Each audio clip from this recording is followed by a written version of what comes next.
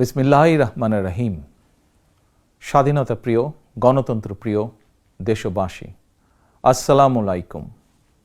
5ই August, আজ থেকে ঠিক 1 বছর আগে 2024 সালের এই দিনে ফ্যাসিস্ট বাংলাদেশ ছেড়ে পালিয়েছে।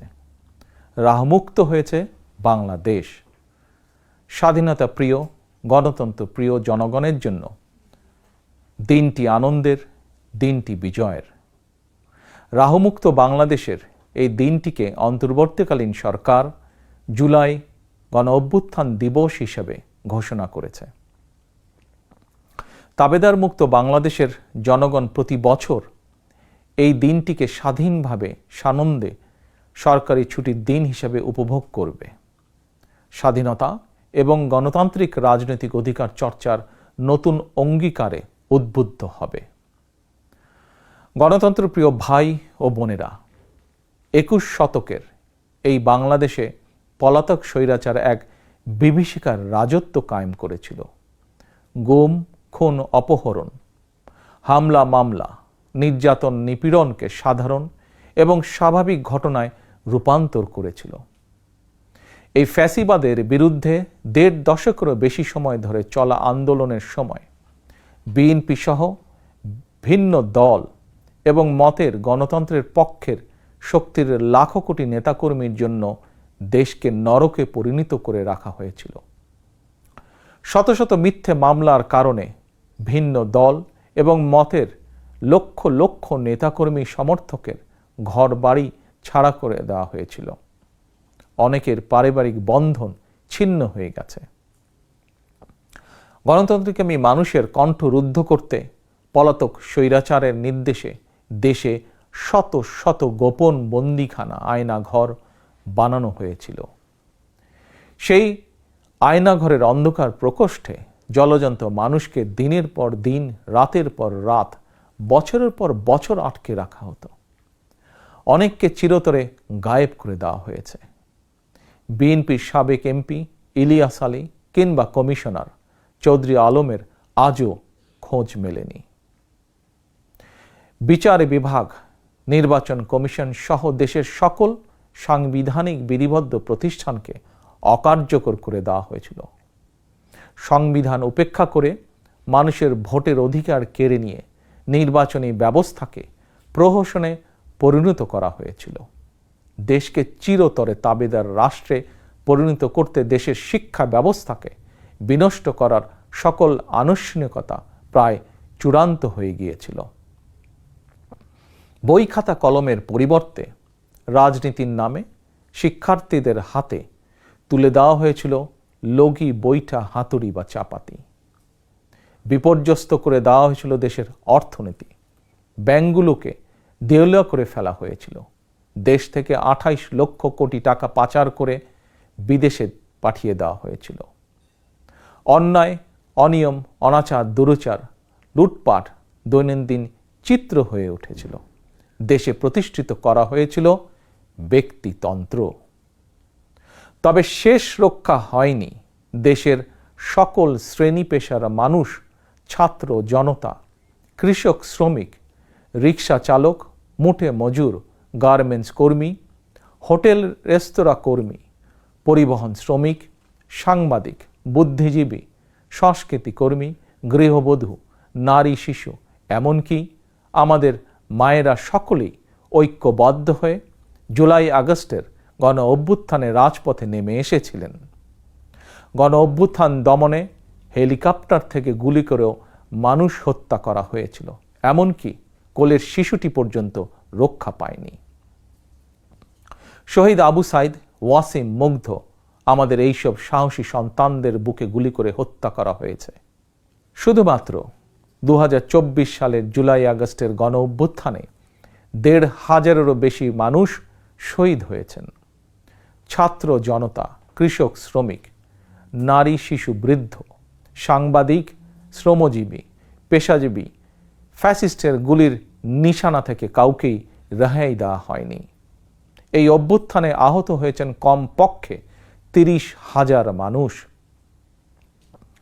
হাত পা, শরীরের অঙ্গ প্রত্যঙ্গ হারিয়ে আমাদের শত শত সন্তান, শত শত ভাই ও বোনেরা চিরতরে পঙ্গু হয়ে গিয়েছেন, কিংবা চোখ হারিয়ে আজীবনের মতন অন্ধ হয়ে গিয়েছেন বহু মানুষ। এজন্যই আমি বলি, 1971 সাল ছিল স্বাধীনতা অর্জনের যুদ্ধ, আর 2024 সাল ছিল স্বাধীনতা রক্ষার যুদ্ধ। 1971 সালে শহীদ মুক্তিযোদ্ধাদেরকে বাংলাদেশ ভোলেনি। 24-এর গণ অভ্যুত্থানে শহীদদেরকেও বাংলাদেশ ভুলবে না। 71 সাল থেকে আজ পর্যন্ত দেশ এবং জনগণের স্বাধীনতা অর্জন, স্বাধীনতা রক্ষা, স্বৈরাচার এবং ফ্যাসিবাদ বিরোধী আন্দোলন, গণতন্ত্র পুনঃপ্রতিষ্ঠার আন্দোলন, এভাবেই ইতিহাসের প্রতিটি বাঁকে বাঁকে লাখো মানুষ হয়েছেন শহীদ। আজকের এই দিনে আমি আবারও সকল শহীদদের অবদানকে শ্রদ্ধাভরে স্মরণ করছি। আহতদের দ্রুত আরোগ্য লাভের জন্য আল্লাহর দরবারে প্রার্থনা করছি। প্রিয় দেশবাসী, দেশ এবং জনগণের স্বাধীনতা এবং অধিকার প্রতিষ্ঠার জন্য নিজের জীবন বিলিয়ে দিয়ে শহীদগণ আমাদেরকে ঋণী করে গেছেন। এবার শহীদদের প্রতি আমাদের ঋণ পরিশোধের পালা। শহীদ পরিবারের কাছে সমগ্র বাংলাদেশ ঋণী।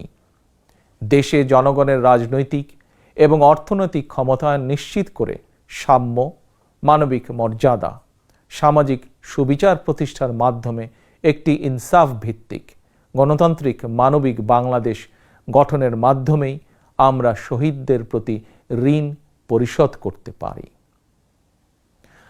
স্বাধীনতা প্রিয়, গণতন্ত্র প্রিয় ভাই ও বোনেরা, একটি গণতান্ত্রিক বাংলাদেশ প্রতিষ্ঠার প্রথম এবং প্রধান রাজনৈতিক উদ্যোগ হচ্ছে জনগণের সরাসরি ভোটে জনগণের প্রতি দায়বদ্ধ, জনগণের কাছে জবাবদিহিমূলক একটি রাষ্ট্র এবং সরকার প্রতিষ্ঠা। জনগণের কাছে দায়বদ্ধ একটি সরকার প্রতিষ্ঠার জন্য বর্তমান অন্তর্বর্তীকালীন সরকার কাজ করছে। প্রিয় ভাই বোনেরা, বিগত 1.5 দশকের ফ্যাসিবাদী আন্দোলনের সঙ্গে স্বাধীনতা পরবর্তী 3-3.5 বছরের সময়কাল ছাড়া আর কোনো শাসনামলের তুলনা চলে না। সুতরাং আমি সবাইকে বিনীতভাবে আহ্বান জানাবো, হিটলারের নাৎসিবাদ সম্পর্কে যেমন কেউ গৌরব করে না, পলাতক ফ্যাসিস্ট এর শাসনকাল নিয়েও গৌরব করার কিছুই নেই। ডাকাতি করে কিছু সম্পদ চ্যারিটি করলেও জনগণের চোখে ডাকাত যেমন গ্রহণযোগ্য নয়, তেমনি অন্তর্বর্তীকালীন সরকারের ব্যর্থতা খুঁজতে গিয়ে কৌশলে পলাতক ফ্যাসিস্টদের পক্ষে সাফাই গাওয়াও তেমন গ্রহণযোগ্য হতে পারে না। যারা কৌশলে ফ্যাসিবাদী শাসনের সঙ্গে বর্তমান অন্তর্বর্তীকালীন সরকারের তুলনা করতে চান, তাদেরকে স্মরণ করিয়ে দিয়ে বলতে চাই, 5ই আগস্ট বাংলাদেশে যা ঘটেছে এটি শুধু বাংলাদেশ নয়, বিশ্বের ইতিহাসেও মনে হয় নজিরবিহীন। 5ই আগস্ট গণভবন ছেড়ে ফ্যাসিস্ট পালিয়েছে। সংসদ ভবন রেখে তথাকথিত সাংসদ পালিয়েছে। আদালত ছেড়ে প্রধান বিচারপতি পালিয়েছে। বায়তুল মোকাররম ছেড়ে প্রধান খতিব পালিয়েছে। ক্যাবিনেট ছেড়ে মন্ত্রীরা পালিয়েছে। ফ্যাসিস্টের দোসররা গা ঢাকা দিয়েছে। তবে উদ্বেগের বিষয় হচ্ছে, পলাতক এই ফ্যাসিস্টের চক্রের মনে এখনো কোনো অনুতাপ, অনুশোচনা নেই। প্রিয় ভাই ও বোনেরা, হাজারো শহীদের রক্ত স্নাত রাজপথে ফ্যাসিবাদ বিরোধী অভূতপূর্ব জাতীয় ঐক্য গড়ে উঠেছে। বাংলাদেশে আর কখনোই ফ্যাসিবাদ কায়েম হবে না ইনশাআল্লাহ। কাউকে গণতন্ত্র হত্যা করার সুযোগ দেওয়া হবে না। বাংলাদেশকে আর কখনোই তাবেদার রাষ্ট্রে পরিণত করতে দেওয়া হবে না ইনশাআল্লাহ। আমি মনে করি এসব প্রশ্নে জাতীয় ঐক্য বহাল আছে, থাকবে ইনশাআল্লাহ। ফ্যাসিবাদ মুক্ত বাংলাদেশে যার যার দলীয় আদর্শ এবং লক্ষ্য বাস্তবায়নের ক্ষেত্রে রাজনৈতিক দলগুলোর মধ্যে ইস্যুভিত্তিক ভিন্ন মত থাকবে। এটি বিরোধ নয়, বরং ভিন্ন মত। এটি গণতন্ত্রের সৌন্দর্য। তবে ভিন্ন মত কিংবা বিরোধের মাত্রা যেন ফ্যাসিবাদ, উগ্রবাদ চরমপন্থার উত্থান কিংবা পুনর্বাসনের কারণ না হয়ে দাঁড়ায়, সে ব্যাপারে প্রতিটি রাজনৈতিক দল এবং গণতান্ত্রিকামী জনগণের প্রতি সতর্ক থাকার জন্য বিনীত আহ্বান জানাই। আমি মনে করি প্রতিটি রাজনৈতিক দল যার যার দলীয় কর্মসূচি কিংবা এজেন্ডা নিয়ে জনগণের আদালতে যাবেন। জনগণ কোনটি গ্রহণ করবেন কিংবা কোনটি বর্জন করবেন এটি সম্পূর্ণ জনগণের এখতিয়ার। এভাবেই প্রতিদিনের রাজনৈতিক চর্চার মধ্য দিয়ে রাষ্ট্র জনগণকে শক্তিশালী করে তুলতে হবে। প্রিয় ভাই ও বোনেরা, স্থানীয় সরকার থেকে আরম্ভ করে জাতীয় সংসদ পর্যন্ত প্রতিটি স্তরে জনগণ যখন সরাসরি নিজের পছন্দের প্রার্থীকে নিজের ভোট প্রয়োগ করে প্রতিনিধি নির্বাচন না করবে, সরকার গঠন কিংবা সরকার পরিবর্তনের ক্ষমতা অর্জন করতে না পারবে, ততদিন পর্যন্ত রাষ্ট্র এবং সরকারে জনগণের ক্ষমতা প্রতিষ্ঠিত হবে না। তাই আসুন রাষ্ট্র, সরকার, শাসন, প্রশাসন পরিচালনায় আর প্রতিদিনের কার্যক্রমে জনগণের গণতান্ত্রিক রাজনৈতিক অধিকার চর্চা প্রয়োগের সুযোগ সৃষ্টির মাধ্যমে আমরা জনগণকে রাজনৈতিকভাবে শক্তিশালী করে গড়ে তুলি। জনগণকে শক্তিশালী করে তুলতে না পারলে শেষ পর্যন্ত কোনো কিছুই শক্তিশালী এবং টেকসই হবে না। প্রিয় দেশবাসী, 2024 সালের 5ই আগস্ট বাংলাদেশের ইতিহাসের ঘৃণ্যতম ফ্যাসিস্ট পালিয়ে যাওয়ার পরপরই বীর জনতার উদ্দেশ্যে দেওয়া এক অভিনন্দন বার্তায় আমি বলেছিলাম, বিজয়ের কাছে পরাজিতরা নিরাপদ থাকলে বিজয়ের আনন্দ মহিমান্বিত হয়। সেটি পুনরায় স্মরণ করিয়ে দিয়ে দেশের গণতান্ত্রিকামী জনগণের প্রতি আমার আহ্বান, কেউ আইন নিজের হাতে তুলে নেবেন না, মব ভায়োলেন্সকে উৎসাহিত করবেন না, নারীর প্রতি সহিংস আচরণ করবেন না, অন্যের স্বাধীনতার প্রতি শ্রদ্ধাশীল থাকুন। একজন মায়ের চোখে বাংলাদেশ যেমন, আমরা তেমন একটি বাংলাদেশ গড়তে চাই যেখানে দল, মত, ধর্ম, বর্ণ নির্বিশেষে বিশ্বাসী, অবিশ্বাসী, সংশয়বাদী প্রতিটি সন্তান, প্রতিটি মানুষ নিরাপদে থাকবে। আজ এবং আগামীর প্রতিটি 5ই আগস্ট হয়ে উঠুক গণতন্ত্র, সুশাসন প্রতিষ্ঠা আর মানবিক মানুষ হয়ে ওঠার অঙ্গীকারের দিন।